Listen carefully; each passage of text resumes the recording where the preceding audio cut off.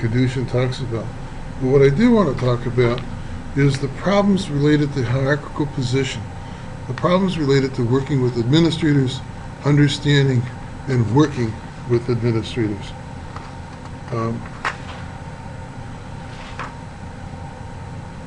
You as the supervisor must always recognize that you are the linchpin between the administrator and the frontline staff.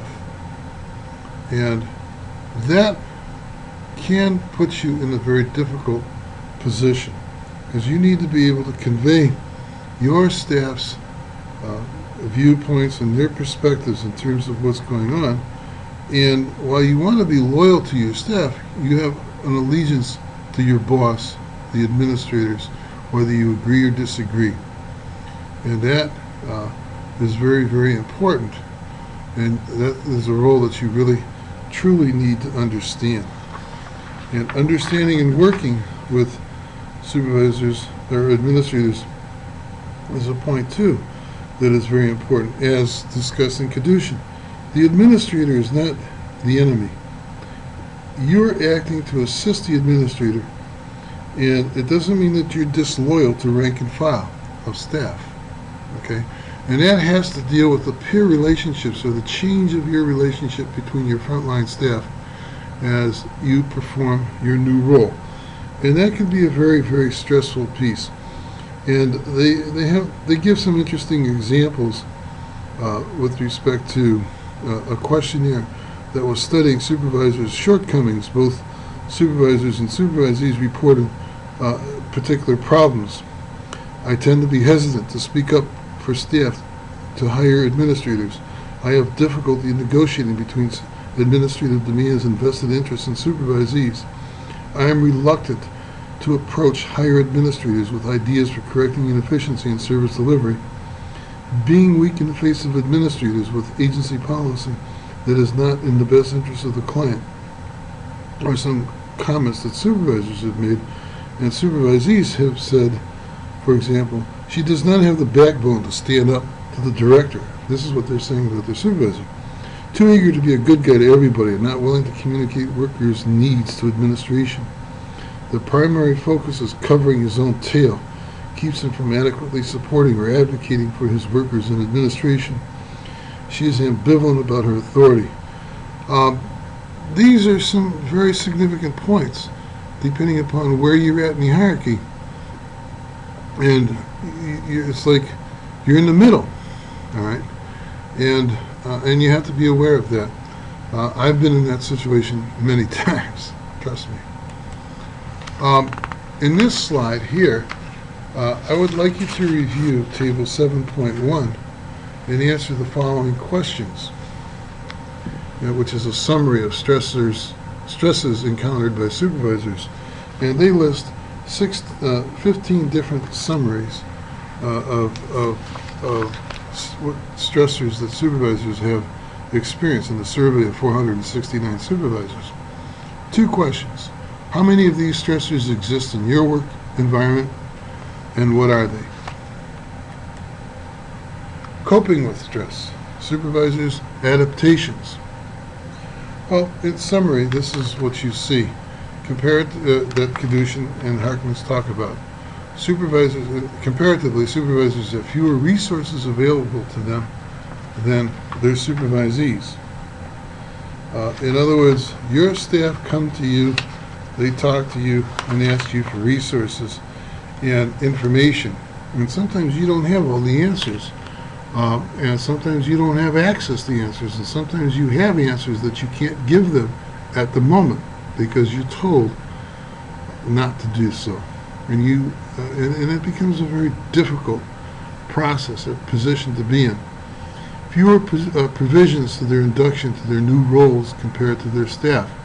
Well, the point that's being made here is that staff in many ways get much more training than supervisors do. And it becomes a much more difficult process in terms of learning to perform that managerial function, as a supervisor. Less feedback opportunities for commendations is another stressor. Peer group is less often resourceful for emotional support compared to direct service peer group.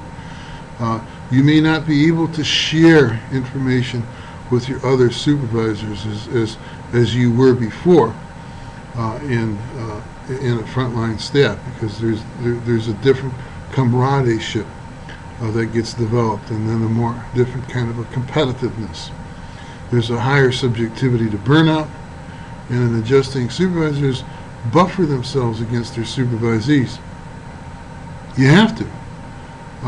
You have to buffer yourself. You have to create these boundaries, which does create some stress for you. As the old phrase says, the old phrase, it gets lonely at the top, and it does get lonely sometimes. Supervisors adjust their situation by developing own vocabularies of reality. You see reality, you see things differently, and so you have to adjust, and that's a very significant point in adjusting to this and creating your own reality as how you may see it. And some supervisors adjust to stress by becoming indifferent and doing the minimum. That is the development of a burned out supervisor. All right, when they begin to adjust to stress that way. And that's an unfortunate position or situation to be in. This slide highlights some games that supervisors may play. I wonder why you really said that. One good question deserves another. Playing parents know best. I would if I could, but I can't. After all I did for you. All right. And these are some games that supervisors play that's discussed in Kedushin on pages 320 to 323. Okay. In that process, I would like to ask the question, a good forum question, and that is, have you ever experienced this kind of a game without giving names, or any one of these games, one or two of these games? That would be a question I'm going to ask. The chapter ends by talking about the good supervisor, traits as administrator, traits as educator, traits as supportive, and really this is a synopsis of the article that you had to read earlier in the beginning of the course that's discussed here, and that's what this is about. I would like you to now view the video. After all, you're the supervisor. This video is not directly in juvenile justice, it's in the private sector.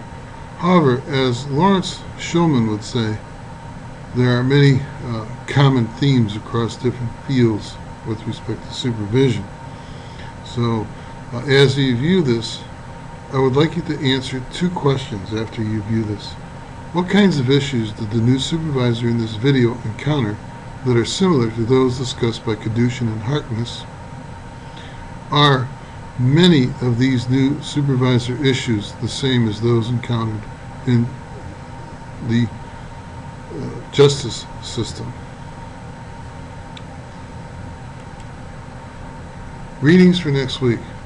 Review the section on diversity in Chapter 7, Kedushin and Harkness, and I will also I may give you an additional reading assignment or readings at a later point during this week.